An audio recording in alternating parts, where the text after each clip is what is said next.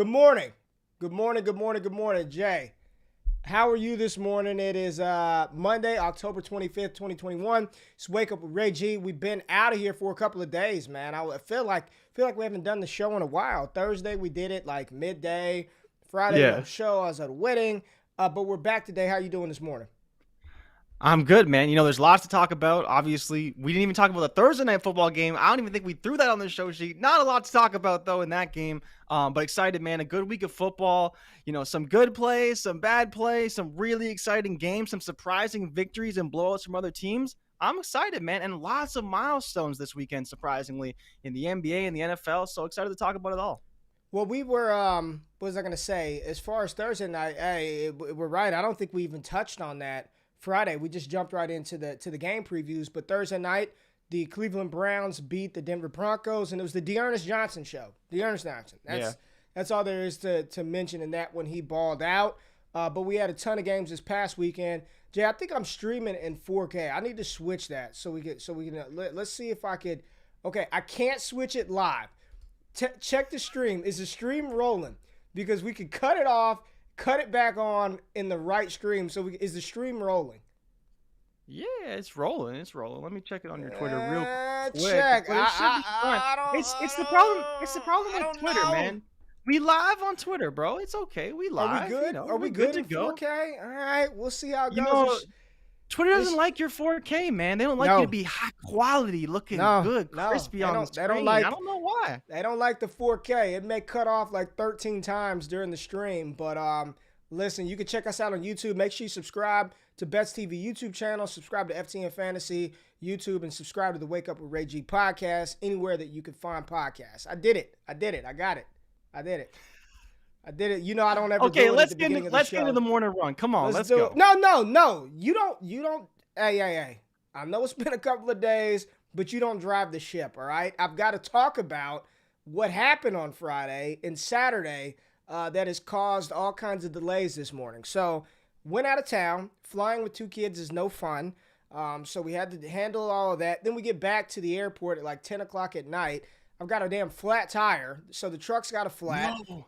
Yeah. So then I'm tired. We've been traveling all day. I've got Geico. They've got roadside assistance. I'm at an airport. They can come just change it real quick. Changing a truck flat is completely different than a car. You got to lower the shit from under the truck, jack up the truck, pull out this big ass tire. And I'm sitting there waiting for an hour. No one shows up. I'm like, okay, I'll just do it myself. End up doing that. Get home, break my retainer. So now I've got a flat tire, broken retainer, but I ain't complaining, Jay. I'm happy the Raiders got a dub. The Cowboys improved their division odds, even though we didn't play this weekend. Now, good sir, now that I got to say what I needed to say, now we can get into the morning run, baby. Wake up! This is the morning run. Run, Forrest, run! All right, Jay, let's do it, man. The World Series. I told you. I called it before the first pitch of the MLB playoffs even went underway. Who was going to the World Series? What did I say? Just give me my praises for calling this one. Do I have to tell you? Can I give the full story though? Can we talk about how you did say that you thought Houston could go to the World Series? I said they would go to the World Series. I said the Astros would play in the World Series on the back of Jose Altuve and George Springer, who is not playing in the World Series. He's sitting at home. But so you know what? I'll give you some praise. You knew that he played for the Astros, and so that's good enough for me. I know you don't watch a lot of baseball, so I'll give you credit for that. The Atlanta Braves as well punched their ticket, beating the Dodgers in Game 6. Super happy for the Braves, man. Again, I've said this multiple times on the show. Their best player, or arguably their best player, is not playing. Ronald Acuna Jr. Heartbroken for him, man. Super talented player. Again, in the same mold with Vlad Guerrero Jr., Fernando Tatis, arguably the most talented player in baseball, not playing.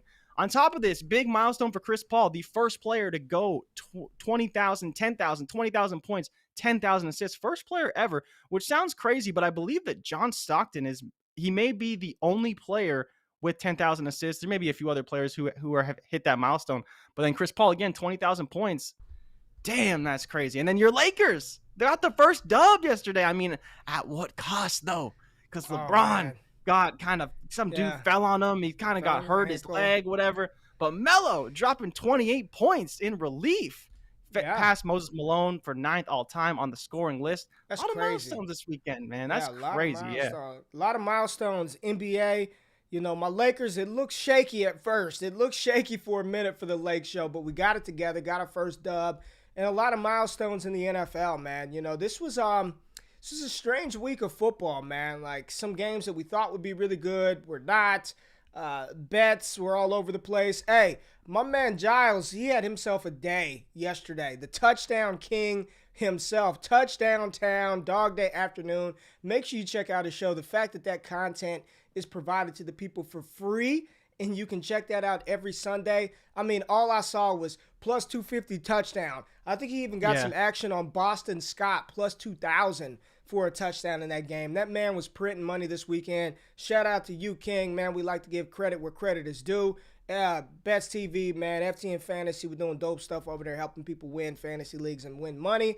But Jake, where do we want to start? Do we need to drop the Beat the Rush intro so we could get into this NFL slate? Man, it was a good weekend, bro. No. I want to know what game you want to get to first, because for me, it's clear there's one game that stood out above the rest. It's the Bengals-Ravens game. We could not have called a worse game script in this game.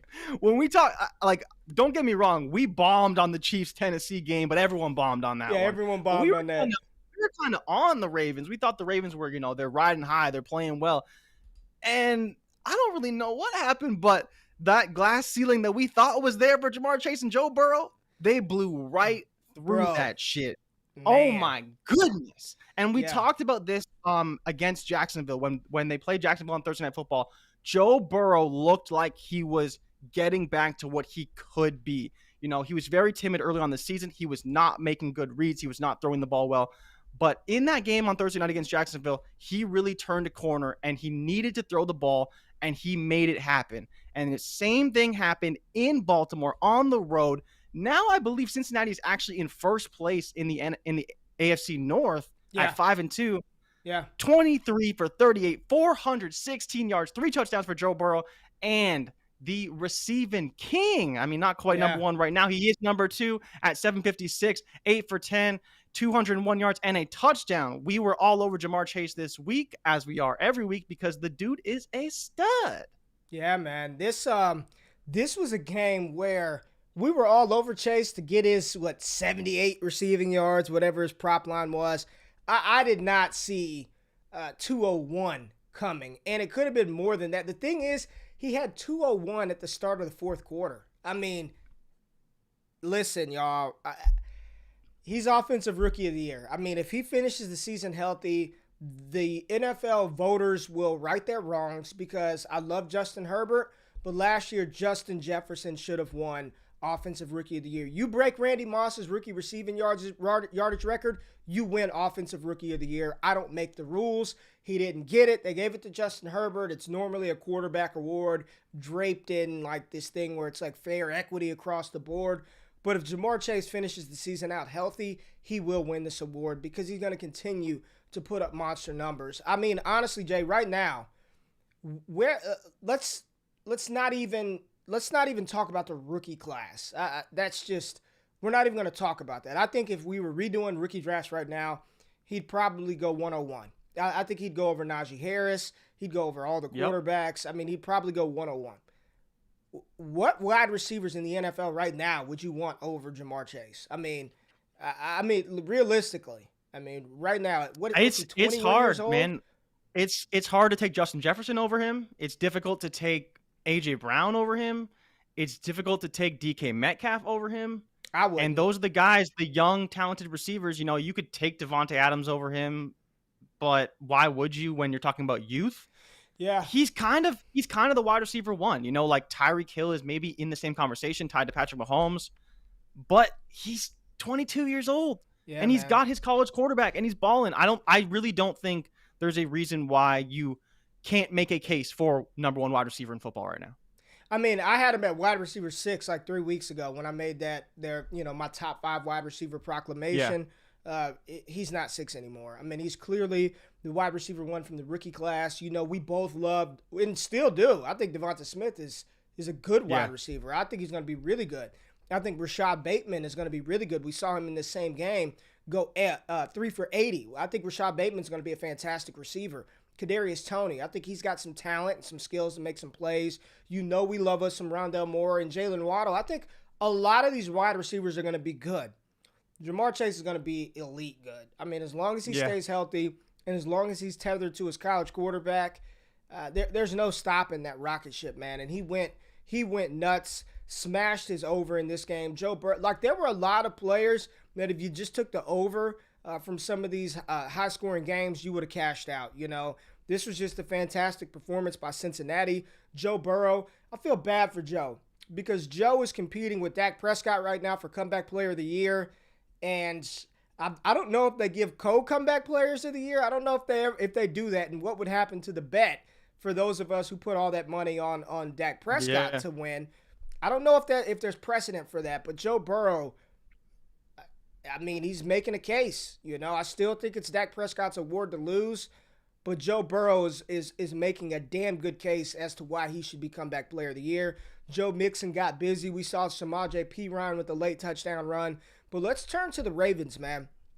And we thought that the locker room talk of Logan Wilson about Lamar Jackson is just a running back playing quarterback was going to spark the Ravens to go out there and do their thing.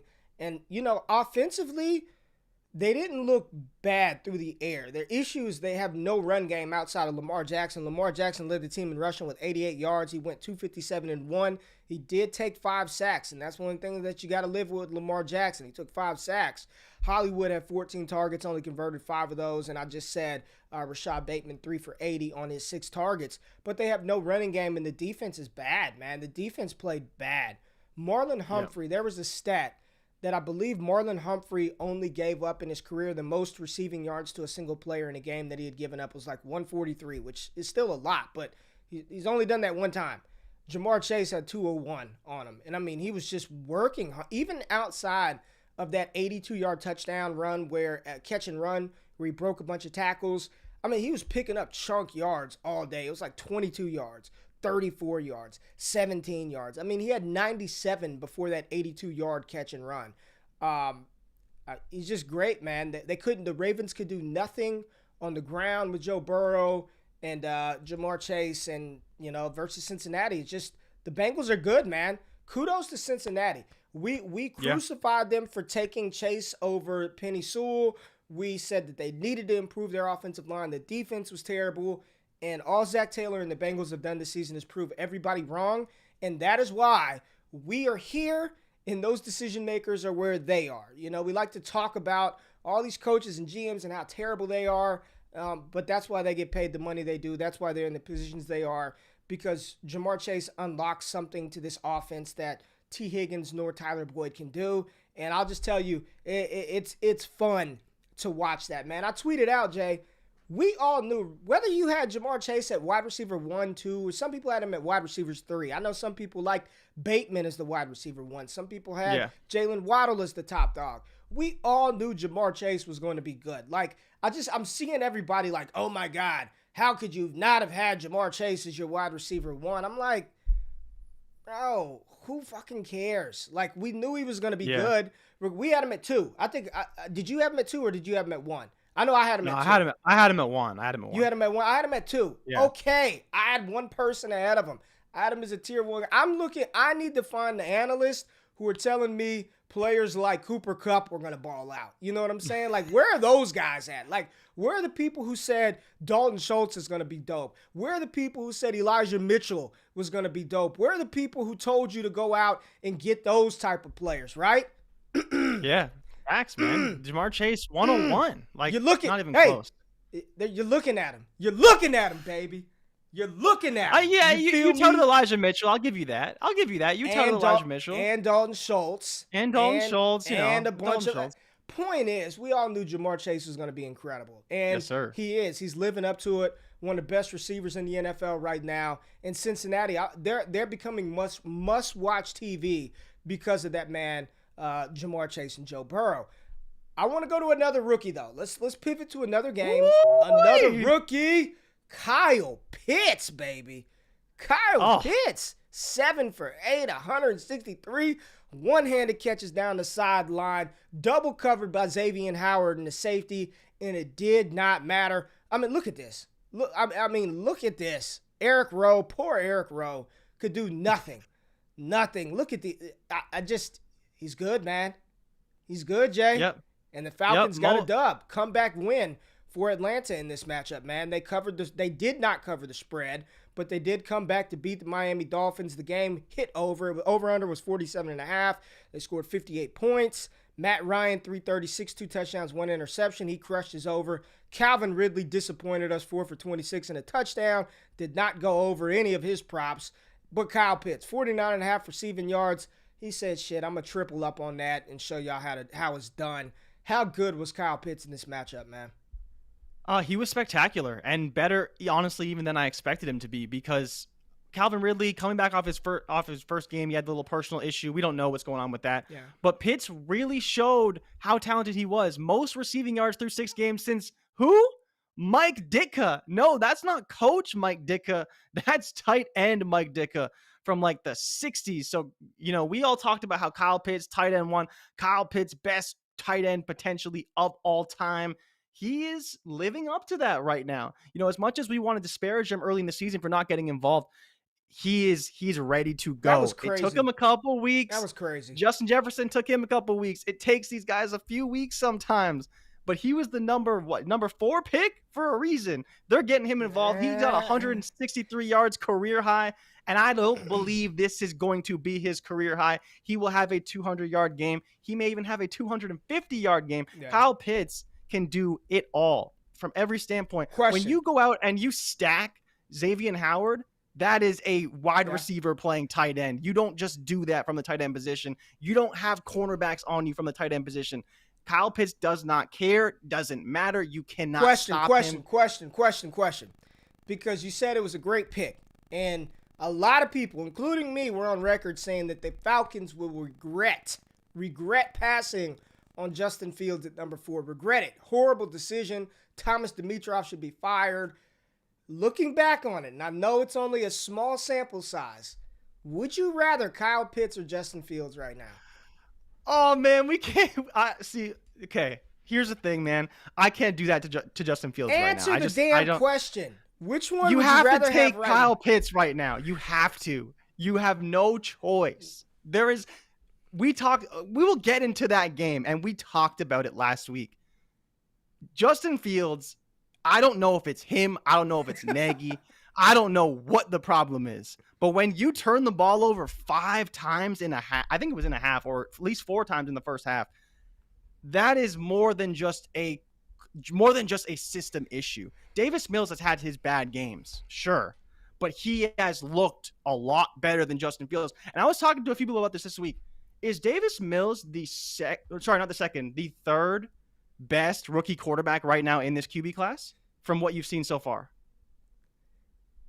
Nah, man. No. Come on. No, okay, because you got Mack, you got T-Law, but who would you have at 3?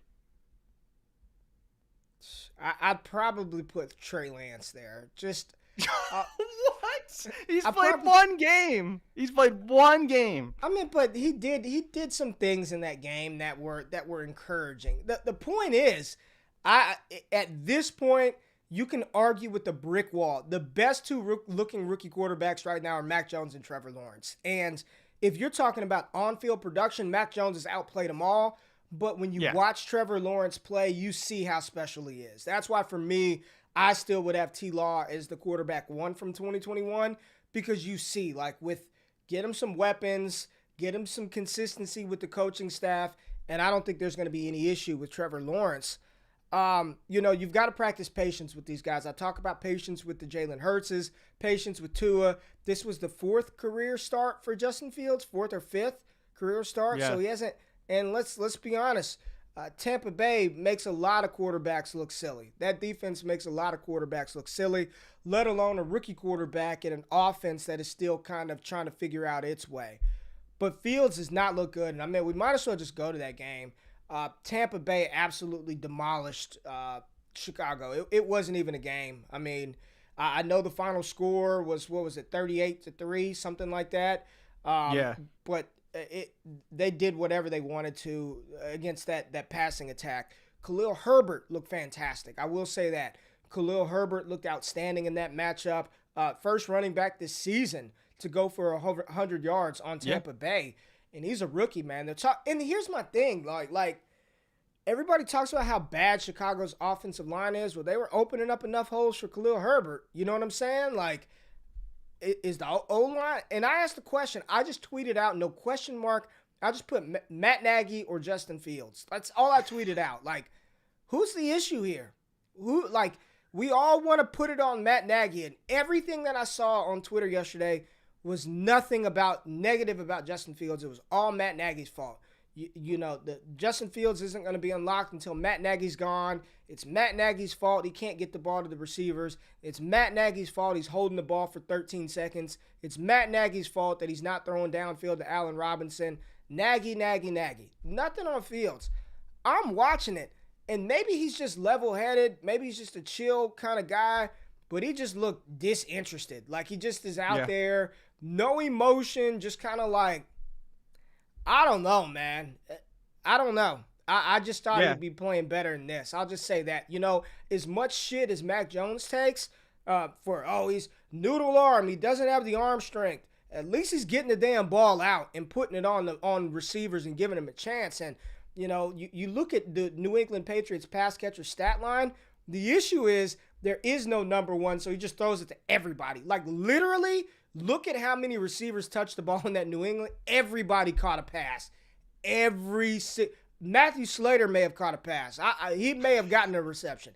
Everybody catches the ball. But as much crap as Mack Jones takes, I think he's no doubt been the best-looking rookie quarterback of this 2021 class, hands down. Like, easy, hands down. Now, again, the upside of a Trevor Lawrence, the upside of a Trey Lance, sure, you can give me all that upside you want. Zach Wilson, the Jets look bad. Zach Wilson got hurt. He doesn't look that good. Justin Fields hasn't played well through 4 or 5 games. I just think it's a no-brainer, man. He's the top rookie quarterback right now. No, 100%. But the thing for Fields, like you mentioned, is it Nagy, is it Fields? It's 100% both. You can't put it all on Nagy. Like you talked about, he's not the one telling Fields to hold the ball 11 seconds in the pocket. He's not the one telling him to throw the ball deep to Allen Robinson when he's not open. And he's throwing the ball short a lot, too, on top of that. So for me, it's like, I don't really know what the answer is. We know the pass catchers haven't been that great, and they've been inconsistent. But the running game, to your point, has been really good.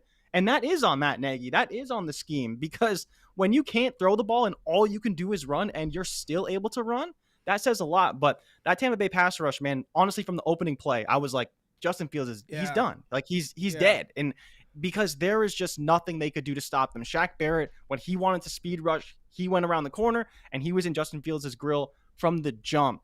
35 points at halftime. After that, Tampa Bay just took their foot off the gas and just started running the ball.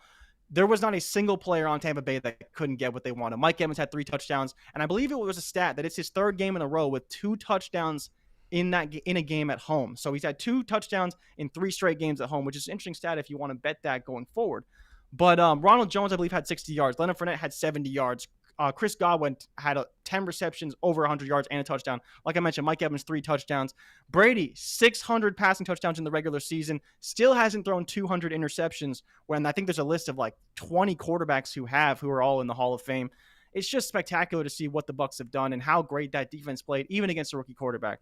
But it's not all on Matt Nagy. Justin Fields is part of the issue. When you're throwing picks and you're dropping the ball, getting sacked, it's all everything. I get 5 turnovers is not all on one coach. That's on the quarterback too. Yeah, and this isn't a sound the alarm. Justin Fields is a bust. You know what I mean? Like, I think so many times we allow fandom to, and that's one of the things that I really have tried not to do, man. Like, I just try to be objective. I have a lot of fun with the Dallas Cowboys, but I'm the first one to say if such and such is playing stank, then I'm going to say it. I think a lot of times that's the issue with what I see from like the fantasy space. We find our guys, we tout our guys, and then like we hang on to every thread, even though the evidence on the field is counter to what we believed going into the process. It doesn't mean Justin Fields is a bust. It doesn't mean he's not going to be a great quarterback. But maybe there is a reason why, as fans, while we were clamoring for Justin Fields, maybe there's a reason why Matt Nagy was like, nah, Andy Dalton's the guy. Maybe there's a reason, maybe, even though it didn't look good last night, maybe there's a reason why Kyle Shanahan's like, no, Jimmy Garoppolo is the starter. And then conversely, when you do have a quarterback that comes in and usurps a player like a Cam Newton that immediately goes into that starting role, that should tell you, like, maybe these coaches see what's going on behind the scenes. They're there in and out of practice, in the meeting rooms. Like, I'm going to trust the fact that they're not going to have that they have a better option, and they're just going to leave that option on the bench. Like, maybe Justin Fields wasn't ready to step into this. Maybe Matt Nagy was trying to protect him because of the offensive line issues, because they're trying to get some things worked out. Maybe it isn't all on him, and it doesn't mean the story is written on Fields. He's started 5 games in his NFL career. I think he'll be fine moving forward. But right now, definitely not playing like the rookie QB1 or QB2, and that's just what it is. And I think a lot of times landing spot and situations truly matter and affect these players. As much as we want to think that they're landing spot proof, they're bust proof, they're coach proof, I think this season is showing a lot. Because I wonder if Detroit takes Jamar Chase, how does he look outside of that situation? You know, if a team like the Giants traded up to get him, how would that have impacted his career, future? Like, something that we'll never know. But what we do know is that right now some of these guys aren't playing well, man. But Tampa Bay, incredible. Tom Brady, the GOAT. Chris Godwin, Mike Evans, you got to start all those guys. They're doing it without Rob Gronkowski. It was good to see Ronald Jones get on the field. Maybe they're getting him teed up for a trade deadline. Who knows? I know Bruce Arians came out and laughed whenever they were like, would you trade Ronald Jones? And he was pretty much like, no. You know what I'm saying? But Mike Evans, he just continues to do it, man, year after year. He's like one of these slept-on wide receivers. He's fantastic, man. Just dominating performance by Tampa Bay. Let's talk about the Green Bay Packers and the Washington football team. Green Bay was favored by 9.5. The over-under was 49. Green Bay covered that spread, beating the football team 24-10. But the game did not go over. It was a low-scoring game. Aaron Rodgers, once again, was just methodical, was just surgical, 247-3. They did nothing on the ground. Aaron Jones, 19 rushing yards. He did nothing. Devontae Adams did his, I guess average for Devontae Adams, 6 for 76 and a touchdown. Washington, the players who defeated their props, who hit their prop numbers. Terry McLaurin back on track after 2 straight weeks of nothingness. 7 for 122 and 1, almost had a second touchdown bounce off his chest. He looked fantastic, back to being Terry McLaurin, Scary Terry. Antonio Gibson had I think he had 54 rushing yards. J.D. McKissick had 22. He took a back seat, only 4 receptions and 4 carries in this game. But Taylor Heineke led the way with 95 yards on the ground, destroying his quarterback rushing prop. I mean, absolutely crushing it. And the quarterbacks that we continue to say, bet the over. Patrick Mahomes, hit it. Taylor Heineke, hit it. Like, these, Matthew Stafford did not hit it. Like, we know these things going in. And Zach Wilson did not hit it. And I know he got hurt, so I'm not gonna lap that one. But it was the under on Zach Wilson. Heineke is a player that if you just continue to bet his over every week, you're going to hit that prop more than not, because he is going to scramble. If the first or second read isn't there, he is going to run the ball. I'm watching that game, and I can't, and I know I date you a little bit, Jay. I know I'm a little older than you. Did you know Ricky Seals-Jones was like the #1 wide receiver prospect coming out of high school in his class? No. And I watched him play, and I was like, how the hell was he a wide receiver? He's so damn slow. Ricky, he's so slow. How the hell was he the top wide receiver prospect or one of the top went to Texas A&M? I don't know. That's just random, but I can't believe it. I watch him every time he plays. I'm like, he's slow as hell, and he was like the top dog coming out of high school. But the football team, they're terrible, man. Terry McLaurin is all you really want to bet on. Taylor Heineke, maybe Antonio Gibson, depending on what his line is. And the Packers just continue to win. They continue to win. I see a lot of people saying they're one of the top teams in the NFC. I don't know. It depends. I don't know. I don't think they going play. that far. They play down to their opponents a lot, and I got to give the football team credit. They didn't allow 30. Yeah. One of the first games all season. It honestly one of the best halves of football they've played all year. That game was really close in the first half, and then Green Bay kind of took it over in the second half. So I do want to give them a little bit of credit. Like we've been touting their defense as being one of the worst in the league, and we've been saying start all your studs against them. Green Bay couldn't do anything in the run game. It was all through the air, and they didn't score a lot of points. I expected Green Bay to put up 30, 35, maybe even 40, and it didn't happen. So I do want to give the whole team a little bit of credit. Maybe I'll have to give them some pause because they were getting after Rodgers, but there was one play where Rodgers only gained like 2 yards, but he must have dodged like 5 defenders in the backfield. It was a great game from Rodgers overall, but Green Bay just dominated. Football team still struggling, man. Still need a quarterback. Yeah, let's talk about another team who might be in the market for a quarterback, the Kansas City Chiefs. Stop it. I knew you were going there. I can't believe. Don't say that about Patrick Mahomes. You can't say bad things about Patrick Mahomes. You know that. The Kansas City Chiefs may be in the market for a new quarterback because the one they have just keeps. I'm just kidding. Mahomes is fine, but he does keep throwing a lot of interceptions. This game was what a letdown. What a letdown. We said take the over on everything and everybody. And nobody, nobody hit the over. I mean, Kelsey. A.J. Brown did. Well, I'm going from the Chiefs side. I'm going from the Kansas City side. Hold on. I need the sound effects. I want to play. All right, give me the players. All right, Patrick Mahomes, over under 325. No. Wrong. I don't even know what he had. Not even close. 2.5 touchdowns. Nope. He had 0. Tyreek Hill, 39 yards.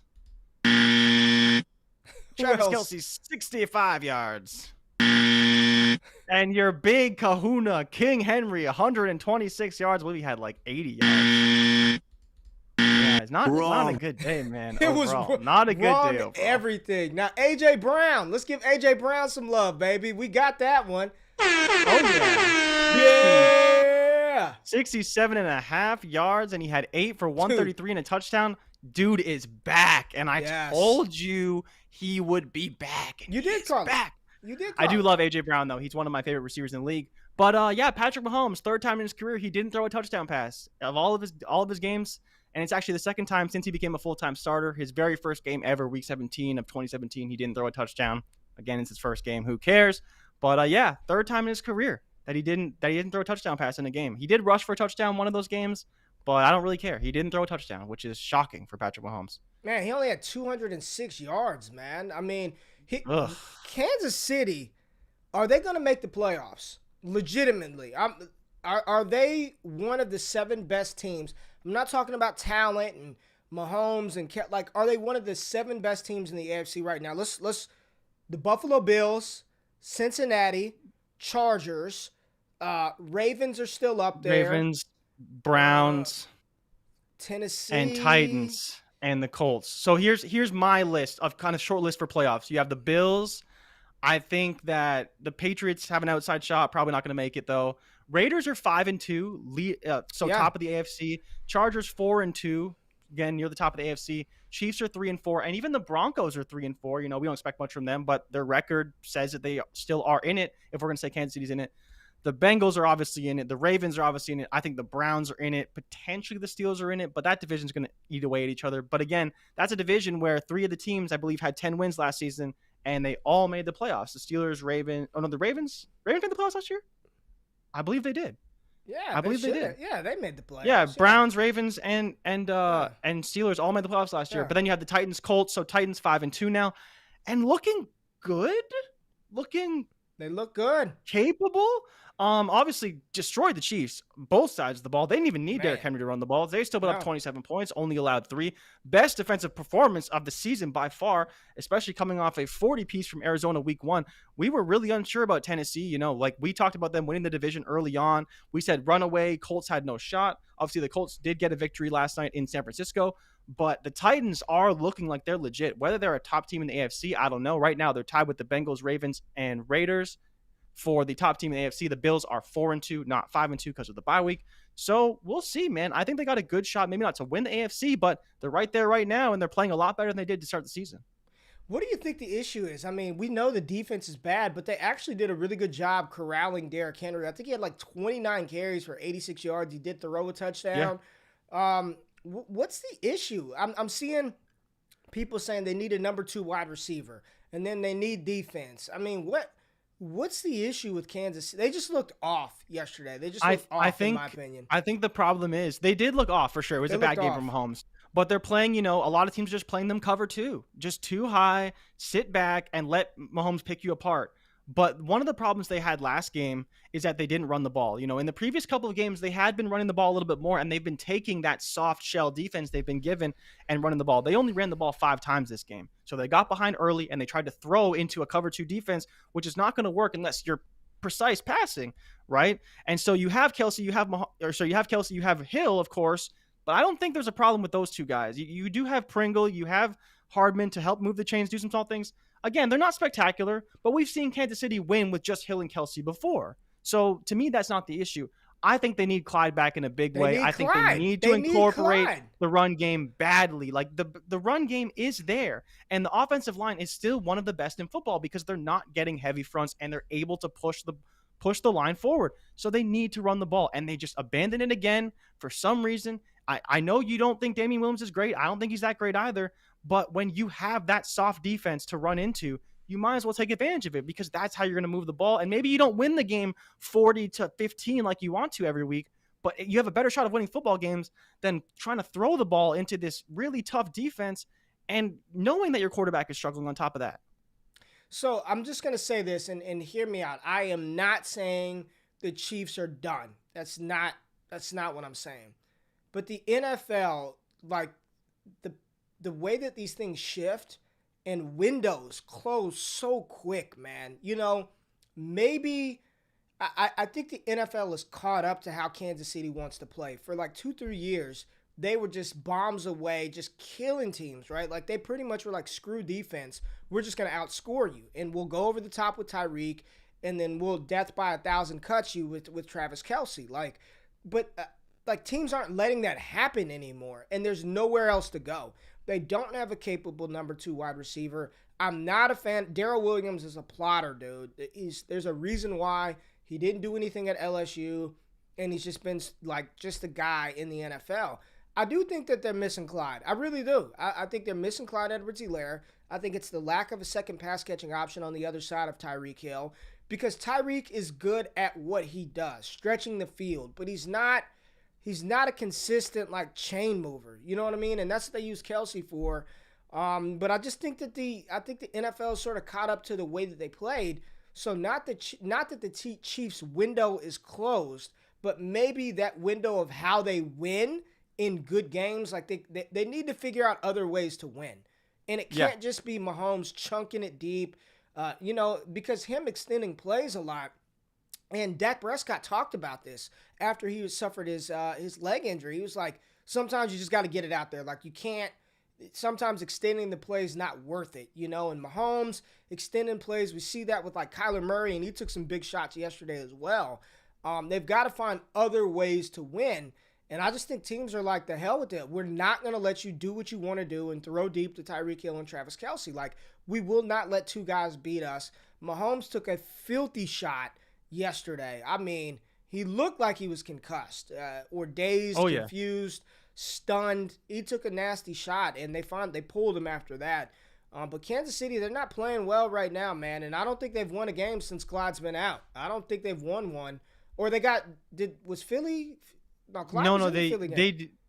They beat the football team last week, right? That was kind of their get right game, but then they came back again against Tennessee and lost, and they couldn't do anything on offense. So it's the inconsistencies, right? We thought that they'd kind of get right against the football team, but now again they're back where they were before, where they're just reeling. They're trying to figure out their identity. The defense is god awful, and that's going to be their crux all season long.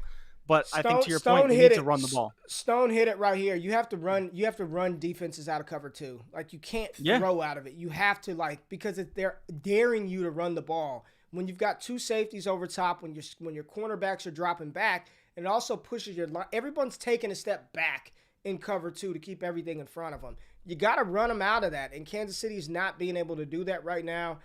I think they're right there, like 6-7, like wild card team, looking real close to being on the outside looking in, because the Raiders did pick up a good win over Philadelphia. I almost forgot. We talked about Atlanta, and we didn't even mention one of the worst teams in the NFL, the Miami Dolphins. Like, we didn't even talk about the Dolphins, but there were some positive things to take away from the Dolphins side of the ball. Everybody is dumping on Tua. I don't get it. It's essentially his rookie season. No, he does not have this cannon of an arm, but he threw for 291, 4 touchdowns, 2 interceptions. One of the interceptions was the same play that Patrick Mahomes got hurt on. Falling down, taking a sack, and just throwing it. Like, it's just never a good idea. And then there's one to some tight end Smythe in the end zone where looks like the receiver and the quarterback were off, and you just threw it right to the defender in the end zone right before the half. But Tua put a lot of balls on the money, man. Like, when he's got time, he's pretty accurate. That was his calling card coming out of Alabama. Myles Gaskin, 67 rushing yards. Fine, I'll take it. Better than we expected, right? Yeah, at the end of the day, I'll take it. we expect nothing from him. Yeah, that's what I said. I'll take it. Mike Goseki, his ascension and rise this season has been incredible. I mean, he's a top 5 tight end right now. He's absolutely money, must start every week. He and Jalen Waddle both had 7 receptions, smashed their over. Both of these guys had over 80 yards receiving, 85 and 83 respectively. Those are the only 2 pass-catching weapons I want from this Miami offense. Mike Gesicki, Jalen Waddle. Give me some Gaskin, because you have no choice because he's a running back. And what are your thoughts on all the rumors with Tua and the Miami Dolphins and Watson? And what do you think about this situation, man? I think they have to have legs. And the main reason why is because of that pick that's going to Philadelphia. That pick right now is a top 3 pick. Whether it's 2 or it's 3, I don't know, but it is top 3. They are 2 right now. It's 2 right now. Yeah, because them and Houston are both 1-6, and then the Lions are 0-7. Those are your bottom 3 teams in the NFL right now. So whether it's 2, whether it's 3, that's a good pick. We know that Thibodeau is probably going number 1. That leaves options for Matt Corral, for Sam Howell, whoever you want to take at quarterback for Philadelphia. I mean, we don't really know what's going to happen with Jalen Hurts, but again, the option is now open. Or if they want to trade that pick and someone wants to come up and get it, that's going to be a really high pick. And that was to go get Jalen Waddle. And while Jalen Waddle has been good, I don't think that the price they paid is justified right now. And they are the ones that are going to pay that price. They are struggling mightily. And there's not much you can say about it. That defense is awful, like one of the worst in football, way worse than it was last year, which is kind of shocking because I don't recall them losing a whole bunch of players. I don't recall lots of personnel changes. It's really just Tua coming back into the fold, being healthy and playing better than we kind of expected him to in some ways, or at least playing good enough to win games. But that defense is losing them games every week. Every week they're allowing 25 to 30 points, and Tua can only put up so many without a run game, with only so many pass catchers. I don't know what the Dolphins can do right now, because if they can't stop anybody and they're not putting up tons and tons of points, I don't know how they're going to win any games. I don't know, man. I just think to me, I just think that the Miami Dolphins are trying to make amends for the Justin Herbert blunder. I just think that they're chasing that. You drop Deshaun Watson in Miami right now, and I don't think that team is – I don't think they're still – what are they? They win a couple extra games. They're bad up front. The defense is horrendous. They have no running game. I mean, you drafted a guy number 5 overall because you thought he was a franchise quarterback. That's what you believed. You knew when you drafted Tua that he was coming off of a hip injury that was supposed to be career-threatening. You knew that. Like, you knew that as an organization, and you still felt comfortable enough to sign off on him. He was so hurt that he couldn't participate in the pro day. He couldn't do the combine. They had to do this modified workout for him. He starts the season off on the PUP list. You knew this. He comes in. He plays half the season. He's in and out. You're pulling him for Fitzpatrick. He's not all the way healthy. So you knew that already. Then this season rolls around. He plays 3 games, gets hurt again, breaks his ribs. He's out for another 4 games. He's still a rookie. Like, you knew this. And it just, I heard Louis Riddick talking about it. Like, this is setting a real bad precedent for teams that do that. I don't know, man. I don't know how it makes Miami. What do they think they're going to become? Honestly, what is Miami? Do they think that Deshaun Watson is going to lead them to a Super Bowl? Because Deshaun Watson is a fantastic football player. We're leaving all the legal issues aside, not because we're diminishing them, but because we don't know anything. Like, I don't even know what stage of the process they're in. So I'm not going to speak on that. We know how talented he is as a quarterback, but this Miami team is bad. Brian Flores is bad. He's supposed to be this defensive guru. That defense is terrible. I don't know, man. I still think Tua could be a fine quarterback in the NFL. Maybe he's a poor man's Mack Jones. Maybe he's Jared Goff. I don't know. But I don't think it's all on Tua, man. I do not believe it's all on Tua. Let's go to Mack Jones real quick. We talked about the Patriots. Mack Jones was dealing 307, 2 touchdowns. He hit both of his overs. Zach Wilson was 6 for 10, got hurt. I don't know. You said PCL strain. Is that that's what the notes say? So. Yeah, reported PCL strain. They need to do further testing on it. I believe he got an MRI. The results of that are inconclusive. But if he does have a PCL strain, he's probably looking at 3 to 4 weeks minimum, probably an IR stint. Then from there, we'll see. It can be treated surgically, but it also can be treated without surgery. Got to give Matthew Betts credit for that, for giving me that information. But yeah, so we'll see with Zach Wilson. He looked okay. I thought he'd play better. He didn't really play better in this game from what we did see, and then he got hurt. So, like you said, Mike White coming in. I forget where the hell he went to school, but he's another rookie. I think he went to. No, is this the rookie Mike White, or is this the Mike White that went to Memphis? Where did Mike White go to school? Mike White. Jets. You're thinking of Brady White, aren't you? Am I thinking about Brady White?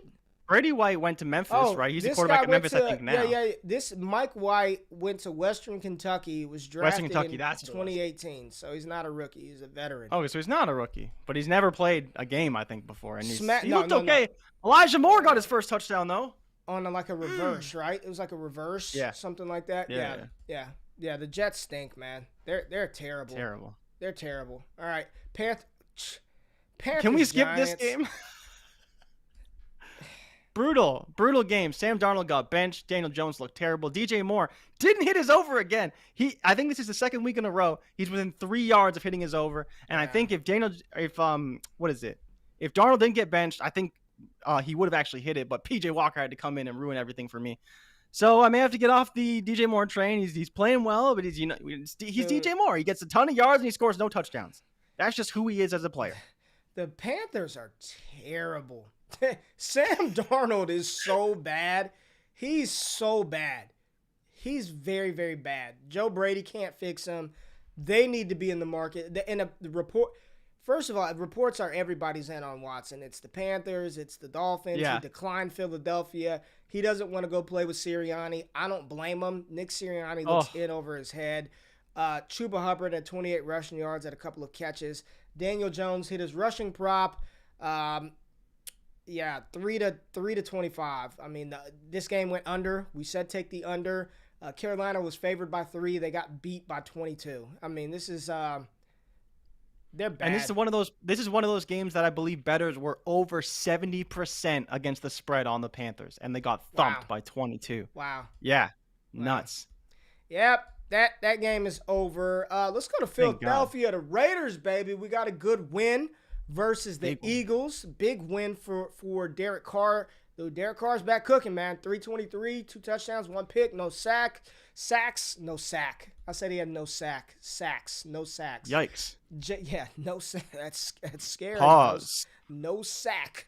Jalen Hurts. Let's talk about Jalen Hurts for a minute. 263, 236, 2 touchdowns, 2 sacks, 61 rushing yards. So he finishes again as a QB1 in fantasy. We know that's going to happen.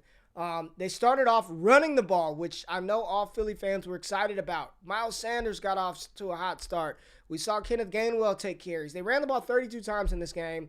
Jalen Hurts led the team in rushing carries and rushing yards, as always. Miles Sanders had to get carried off the field with that ankle injury. That's probably not a good sign. Dr. Richards. Similar to Saquon Barkley's injury is what's being expected, so it could be 2 to 3 weeks. It's not expected to be a high ankle sprain. So, again, he's probably not going to play this week against Detroit, which will be an interesting game, I think. But, yeah, so no Miles Sanders, very unlikely to play against Detroit, probably 2 to 3 weeks for him. Dallas Goddard led the team in receiving with 70 yards. Devonta Smith led the team in targets with 9. He had 5 for 61. Kenneth Gainwell had 4 receptions. Jalen Reagor had a touchdown. Quez Watkins didn't do much. What do you think is going to happen with what is going to happen? And right now, just because we said that Devonta Smith was a lock for 100 plus targets this season, Right now, he's got 53 on the season, so he's definitely pacing for that. What do you make of Philadelphia, man? Is this Sirianni? Is it Hurts? Like, I'm trying to be patient with Hurts, man. I'm trying to be patient. I think it's bigger than him as well. Like, I don't know, man. I don't know. I think it's both because if there's one thing we've seen from Jalen Hurts, he takes the snap, he does the read option, he pulls it, right. He rolls to the right, he does a couple pump fakes, and he throws it into the stands. And he does that about 30 times a game because that's what he does. And for better or worse, that's what you just see every game. And they look terrible. They only play to one side of the field like probably more than 50% of his pass plays. And that's just not a way to win. Of course, the Eagles' offensive line isn't great. Of course, it's more difficult to throw to the left. But when you're that predictable, defenses can scheme for that and make it that much more difficult for you to complete passes. And I think part of it is Sirianni. Like he did that. It's funny because in this game, and I don't want to segue to the next game too quickly, but Detroit did the onside kick in the game, and it honestly felt like someone texted Sirianni and was like, Sirianni, did you see what Dan Campbell did? He did a surprise onside kick, and then Philadelphia did it to open the second half, right? They did it to open the second half, and he didn't get it. And then the Raiders go down the field like right away, score another touchdown. Score a touchdown. It was hilarious. Yeah. It was literally like Sirianni was watching the highlights of what Detroit did and was like, what can we do to get back in this game? And it did not work. Honestly, man, I think he needs to go. I don't want to give coaches too short of a leash, but he has done nothing to improve this football team. They're just as bad as they were last season. Maybe even they make a call to Doug Peterson. I don't know, but something needs to change for this offense, for this coaching staff. It's just not working. But Vegas, Derek Carr, surgical, 31 for 34. That's crazy. I want to give Hunter Renfrow some credit, man. Yeah. Hunter Renfrow is really good. He's not scrappy. He's not a hard worker. He's a damn good wide receiver. And I believe he's in his fourth year contract here, potentially third or fourth year out of Clemson. Third year. I think he's in the third very year. Talented. We've seen it for years. We always hope that these kind of slot guys can pan out in the NFL. And I think Hunter Renfrow has got a long career ahead of him, man. He's a lot better than people thought he would be. And happy to see the kind of success that he's seen with Derek Carr. Foster Moreau out of LSU. Super athletic for people who don't know who Foster Moreau is. Dude has like a 42-inch vertical, an 11-foot broad jump. And he filled in for Darren Waller, no problem. He had 6 receptions for 60 yards and a touchdown. He led the team in receiving. Hunter Renfrow led them in receptions. And as well, I don't know if you thought Josh Jacobs looked really good, but I really liked what I saw from him. It was limited work, and he's been banged up. But I was like, this looks like the old Josh Jacobs, like the healthy Josh Jacobs. He scored a touchdown. Ultimately left the game with a chest injury. But I liked what I saw from that running game. But we talked about it. They're not going to necessarily beat Philly through the air. They did. They had no problem throwing the ball. But they also ran the ball really effectively. Both those running backs, Kenyon Drake and Josh Jacobs, over 4.8 a carry. So overall, complete game from the Raiders. Played great on defense. The score is what it is, but a lot more garbage time from Hurts, man. He's turning into Gardner Minshew, the garbage time god this season. Oh, come on, Jalen. You got a couple weeks to get your shit together, or you're going to be looking for a new job next year. We've got 4 games. We got a lot of games. Let's save some of these for tomorrow. I mean, the Colts 49ers, it was like the Jonathan Taylor show. Jonathan Taylor and Elijah Mitchell and Michael Pittman, they both look good. All three of those guys look good. Carson Wentz was fine. It was a damn tsunami. It was just terrible playing conditions. I mean, JT is a beast. Elijah Mitchell looks good. Michael Pittman, I've been telling people to go out and buy Michael Pittman. He looks good. He's big. He's fast. He's got good hands. Like, Michael Pittman might be one of the most underrated buys right now in fantasy football. I think he's going to be a really good receiver. But outside of this, can I interrupt you for a second? He is 14th in the NFL in receiving right now with 504 yards, or 508 yards. 14th in the NFL in receiving, squished between Mark Andrews and Brandon Cooks. And nobody wants him. Nobody in fantasy wants him because he plays for the boring Colts. Like, I'm going to tweet that out. I'm going to tweet that out and get a lot of interaction. Thank you for telling me that. I'm gonna make some clever tweet about Michael Pittman Jr. But he's good, man. JT is a beast. He's excellent. There's nothing really to say. Elijah Mitchell, Trey Sermon, nothing. Trey Sermon is dust. So all of y'all who talk that shit when I said Elijah Mitchell would outscore Trey Sermon in fantasy this year, come holler at me, bro. Come holler at me, bro. It's looking good right now. It's looking good. It's looking damn good. Trey Sermon is done. He's done, man. He's done. Texans, Cardinals. Let's Terrible. Real quick. Let's just real quick Monday Night Football preview. I don't even want to. We'll touch on that tomorrow at some point. Where's the Monday night one? Who's this? I'm gonna go back to Burrow and Chase. DK Metcalf, Jameis Winston, New Orleans -4. They're favored by 4. Over under 42. Are you even excited for this game tonight at all? No, it should be a pretty bad game. The Saints have a great defense, and I think it's going to make Geno Smith's day hell. And we know that the Saints really don't want to score too many points. Like, they're not really trying to put up 40 on anybody. So that doesn't make it very fun. Alvin Kamara, 91.5 rushing yards. I really like this. Seattle allows the most yards per game in all of the NFL. So I like Alvin Kamara because he's the leading rusher. He's got 21.5 over-under on his carries as well. I like that number. And Marquez Callaway, over-under 42.5 yards. And so I like this over as well because Michael Thomas definitely not coming back. They don't have Deontay Harris, who is their deep threat. But they do have Kenny Stills, who has been brought back to this offense. He was a Saint long time ago. Yeah. He's back. He's plus 550 to score a touchdown. And I think he's going to be the deep threat in this offense. If someone wants to go deep, I think it'll be to Kenny Stills. And so plus 550. I like that. I'm gonna have to talk to Giles. I may be giving him picks here. Yeah, but talk to Giles. Plus 550 to score a touchdown. I kind of like it because I think that you can beat the Seahawks deep, whether it's Callaway, whether it's going to be, whether it's Callaway, whether it's Stills. I think those are your main two guys. You may see some Troutman, may see some Juwan Johnson, but you're going to see a hell of a lot of Alvin Kamara. It's raining. I didn't know it's raining too. Yeah, well, it was raining in San Francisco, and Carson Wentz was able to make it work. We need to make monsoon season a real thing. Like, Carson Wentz had no problem. It was a cyclone game for Carson Wentz, Michael Pittman. They were drawing DPIs left and right.